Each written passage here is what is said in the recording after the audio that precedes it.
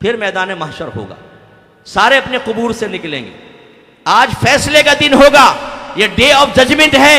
जिसको आपने गाली दी थी, जिसको आपने मारा था, जिसको घूर कर देखा था, जिसका हक दबाया था, जिनके माल दबाकर बैठे हुए थे, जो अल्लाह ताला के अहकाम की नाफरमानी की, जो नबी करीम सल्लल्लाहु अलैहि वसल्लम की नाफरमानी की, आज उसके हिसाब का वक्त आया है। बदन कांप रहे होंगे, इंसान पसीने पसीने होगा, जन्नत भी सामने होगी और जहन्नम को 70,000 फरिश्ते खींच रहे होंगे। उस वक्त में फर्क पता चलेगा। जिनका आप मजाक उड़ाते ना, आज दाढ़ी वाला नौजवान निगाहें झुकाकर सब खेल कूद छोड़कर मस्जिद में जा रहा है और आप समझते हैं बेवकूफ और बुद्धू हैं इस दौर के। अबे भाई, इंजॉयमेंट करो यार, 4 दिन की जिंदगी है। ये मैदान महशर में पता चलेगा। नेक आदमी को अर्श का साया मिलेगा, उसे वीवीआईपी प्रोटोकॉल मिलेगा। नबी करीम अपने नूरानी हाथों से हौज़े कौसर के छलकते जाम पिलाएंगे। उसके सीधे हाथ में अमाल नामा दिया जाएगा। कुरान कहता है कि जब सीधे हाथ में अमाल मिलेगा, वो अपने करीबी लोगों के पास आएगा और कहेगा कि देखो, मैं तो पहले ही जानता था अल्लाह ताला मुझे सीधे हाथ में नामा अमाल देगा। उसको हुक्म होगा जन्नत में जाओ। अब आएगी हमारी बारी, अब आएगी फ्रॉडियों की बारी, अब आएगी अल्लाह की नेमत खाकर उसके दुश्मन शैतान की इताअत करने वालों की बारी। अब आएगी उनकी बारी जो उलमा के कौल सुनकर नाराज होते थे लेकिन नफ्स की गुलामी में शेर थे। वो जब वहां पहुंचेंगे हिलते कांपते हुए, अगर अल्लाह नाराज हुआ, जहन्नम में जाने का फैसला होगा। हदीस गौर से सुनिएगा। आपके नबी ने इरशाद फरमाया सहाबा से, सहाबा क्या तुम जानते हो कि मुफलिस कौन होता है? कंगाल, मुफलिस। सहाबा किराम ने अर्ज़ की, हम तो कंगाल उसको कहते हैं जिसके पास ना दराहिम हो ना दनानीर। सरकार ने फरमाया लेकिन मेरी उम्मत का मुफलिस वो होगा जो बरोज़ क़यामत बहुत सारी नेकी लेकर आएगा। ज़कात भी होगी, नमाज भी होगी, हज भी होगी, सदक़ात भी होंगे, लेकिन इसने किसी को मारा होगा, किसी को गाली दी होगी, किसी का हक दबाया होगा, किसी के साथ और दूसरे मामलात किए होंगे, तो इसकी कुछ नेकियां ये ले जाएगा, कुछ नेकियां ये ले जाएगा, कुछ नेकियां ये ले जाएगा, हत्ता कि इसके नाम अमाल में कोई नेकी नहीं रहेगी, तो अल्लाह ताला इसको जहन्नम में डलवा देगा। और एक रिवायत में फरमाया अगर तुम पर किसी का हक है तो दुनिया में दे दो, वरना मैदान माशर में तुम्हारी नेकियां दूसरों को दी जाएंगी और इससे हिसाब किताब पूरा नहीं होगा तो उनकी बुराइयां निकाल कर तुम्हारे नाम अमाल में डाल दी जाएंगी और ऐसा आदमी भी जहन्नम में डाला जाएगा। तो मेरे बच्चों, हम मुसलमान हैं, हम सहीउल अकीदा मुसलमान हैं। मौत कब आएगी हमें नहीं पता, अल्लाह ने मामला मख्फी रखा है। हो सकता है ये मेरा आखिरी बयान हो, इसके बाद मुझे बयान का मौका ना मिले, और ये हो सकता है आपका आखिरी बयान हो, अब आपका जनाजा ही उठने वाला हो। सोचिए फिर अल्लाह की बारगाह में जाकर इस मौजूदा जिंदगी का कैसे हिसाब व किताब देंगे। खुदारा अपने नबी की तलकीनात को सुने और उनकी फर्माबरदारी की तरफ आए। आपके नबी ने फरमाया हर शख्स के 3 दोस्त होते हैं। एक की दोस्ती जैसे ही मौत होती है खत्म हो जाती है, दूसरा कब्रिस्तान तक साथ होता है, जैसे कब्र में दफनाते हैं, इसकी दोस्ती भी खत्म, और तीसरा कब्र में भी साथ होगा और मैदान महशर तक भी साथ रहेगा, हत्ता कि जन्नत दोज़ख तक। फिर तफसील बयान की, फरमाया उसका पहला दोस्त उसका माल है, आपकी मोटरसाइकिल, आपकी गाड़ी, आपकी साइकिल, आपके लिबास, आपके जूते, आपका पैसा, बैंक बैलेंस, ये आपका पहला दोस्त है। जैसी मौत आई रिश्ता खत्म, सब चीजें अब किसी और की हो गई। दूसरा फरमाया इसका दोस्त होते हैं जो दोस्त अहबाब और रिश्तेदार हैं, ये कब्र तक साथ होते हैं, लेकिन जैसे कब्र में डालते हैं इनकी दोस्ती भी खत्म, ये भी वापस आ जाते हैं। तीसरा फरमाया दोस्त नेक या बुरा अमल है जो कब्र में भी साथ होगा, आखिरत में।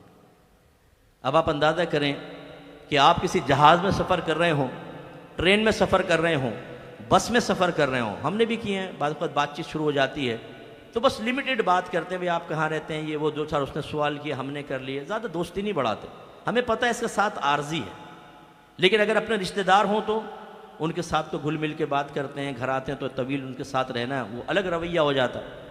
ऐसे सोचिए जिसके साथ आपकी दोस्ती मुख्तसर सी है उससे कम दिल लगाएं। मैं नहीं कहता आप माल ना कमाएं, हलाल माल कमाएं, इसके हलाल कमाना इबादत है, लेकिन इस दुनियावी मशागिल के अंदर इतने ज़्यादा मसरूफ़ ना हो जाए। जैसे ही आप मरेंगे सब खत्म हो जाएगा। आप घंटों घंटों हेयर स्टाइल सेट करते रहते हैं, आप महंगे महंगे लिबास लेकर आते हैं मुतासिर करने के लिए, अपने ज़ाहिर को संवारते हैं, ये सब खत्म हो जाएगा। जैसे ही मरेंगे आपकी मूछें वूछें कोई काम नहीं आएंगी, ये सब पड़ंग नीचे गिर जाएंगे, साहब हाल ख़राब होगा। 4 दिन बाद माँ देख ले तो चीखे मार के भाग जाए आपके पास से, हशर ये होने वाला है कब्र के अंदर, क्योंकि आंखें बहकर बाहर आ जाएंगी, नाक फट जाएगी, कीड़े मकोड़े खा जाएंगे, दांत गिर जाएंगे, सारे झड़ जाएंगे, बिल्कुल हड्डियों का ढांचा ऐसे गलाजत और इतना गंदा हो जाएगा आदमी कि देख के लोग कानों को हाथ लगाएंगे। और इसके बाद इतने दोस्त अहबाब जिनके लिए आप अल्लाह को बुलाए बैठे, रसूल को बुलाए बैठे, मैं गारंटी से कहता हूं आप में बहुत सारे ऐसे बैठे हैं जो सिर्फ अपने दोस्तों के लिए गुनाह करते हैं, उनको राजी करने के लिए कि नहीं यार दोस्त नाराज हो जाएगा। कभी सिगरेट पीते हैं, कभी लड़कीबाजी करते हैं उसके साथ, कभी गंदे मकामात पे जाते हैं, कभी नाजायज़ अफ़ाल में उसके साथ ताउन कर रहे होते हैं। क्यों? ये दोस्त नाराज़ ना हो जाए। अल्लाह नाराज़ हो कोई बात नहीं, रसूल नाराज़ हो कोई बात नहीं, आखिरत बर्बाद हो कोई बात नहीं, ये नाराज़ नहीं होना चाहिए, ये आपको जन्नत में लेकर जाएगा। जैसे ही आप मरेंगे इसकी दोस्ती ख़त्म। जितने यहाँ पे वालिद साहब बैठे हैं और वालदा मुझे पर्दे में सुन रही हैं, मैं आपसे कहता हूँ आज अपने बच्चों से जाके पूछिएगा जनाजे का तरीका बताओ। दूसरा क्वेश्चन ये करें कि जनाजे की दुआ सुनाओ हमें ज़रा।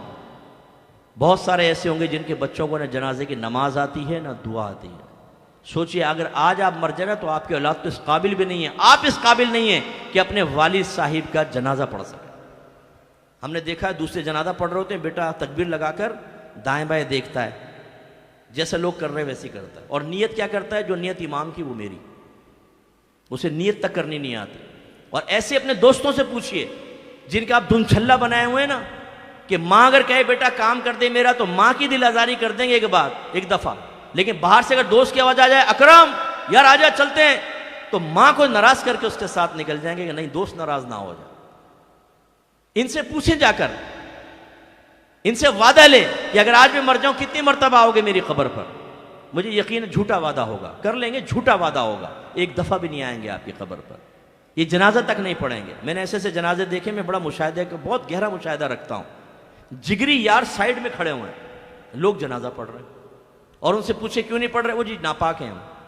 ऐसे नापाकों से दोस्ती रखते हैं आप कि जो आपके जनाजा तक पढ़ने के लिए तैयार नहीं है, क्या होगा फिर? इसलिए खुदारा अल्लाह उसके रसूल की इताअत की तरफ आइए। सहाबा किराम अलैहिम रिदवान अल्लाह की बारगाह में इतने मकबूल क्यों हैं, इसकी वजह बताओ मुझे। अगर मैं कहूं वो आशिकान रसूल थे, आप कहेंगे यस, और सबसे बड़े आशिक रसूल थे, आप कहेंगे यस, तो उनके इश्क की अलामत सबसे बड़ी बताओ क्या थी? दोनों का एक ही जवाब होगा, नबी की इताअत। सरकार की जबान से हुक्म निकला, अल्लाह के नबी का हुक्म है, किसी मामूली शख्स का हुक्म नहीं है, फौरन या रसूलल्लाह हम हाजिर हैं, हुक्म फरमाए। जान कुर्बान करनी है, जान देंगे। इलाका छोड़ना है, बिरादरी छोड़नी है, सब छोड़ देंगे। मुहाजिर साहबा ने देखे सब छोड़ दिया।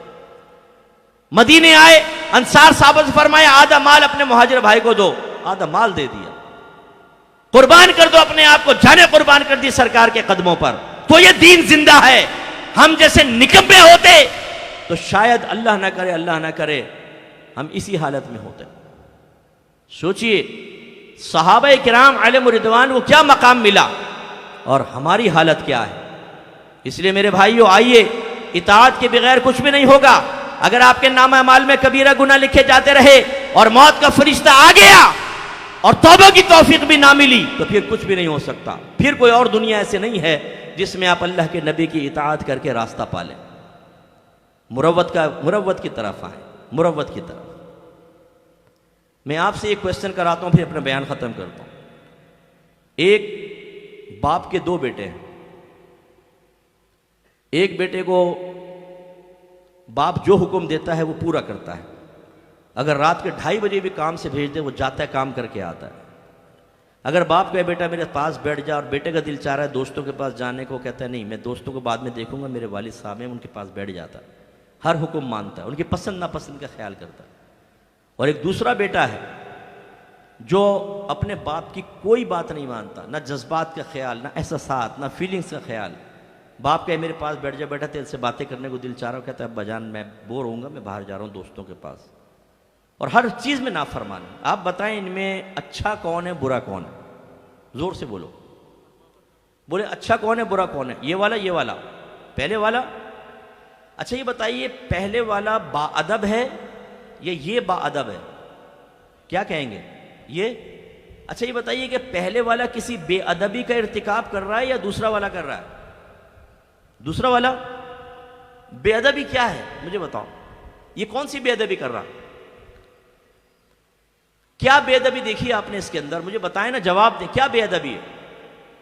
ये वालिद साहब का कहना नहीं मान रहा, बस ये मैं तो आपको समझाना चाह रहा हूं। नबी करीम सल्लल्लाहु अलैहि वसल्लम के उम्मती भी दो तरह के हैं।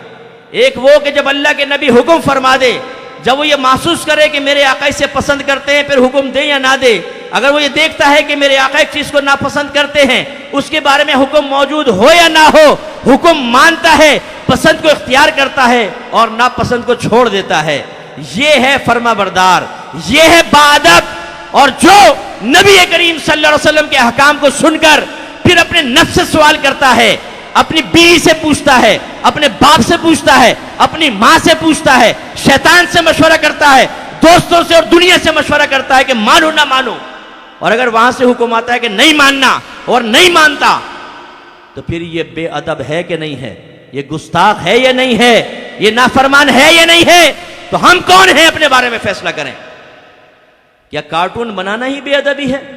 क्या नबी करीम को गाली बकना ही बेअदबी है? क्या इसमें बेअदबी का कोई पहलू नहीं? आपने खुद अभी कहा है कि अल्लाह के नबी इरशाद फरमा रहे, हम कहना ना माना, ये कोई बेअदबी नहीं है। और ऐसा बेअदब और गुस्ताख आदमी हो और फिर ये कहे कि गुलाम ये रसूल में मौत भी कबूल है, जो हो ना इश्क मुस्तफ़ा जिंदगी फजूल है, इससे बड़ा ड्रामा और क्या होगा भाई? बिल्कुल ऐसे जैसे ये नाफरमान बेटा कहे, कोई बात ना माने, ना पसंद का कोई ख्याल ना करे, और कहे कि अब्बा जान आपके लिए तो जान कुर्बान, महल कुर्बान, बीवी बच्चा कुर्बान। बाप कहेगा बेटा ये कुर्बान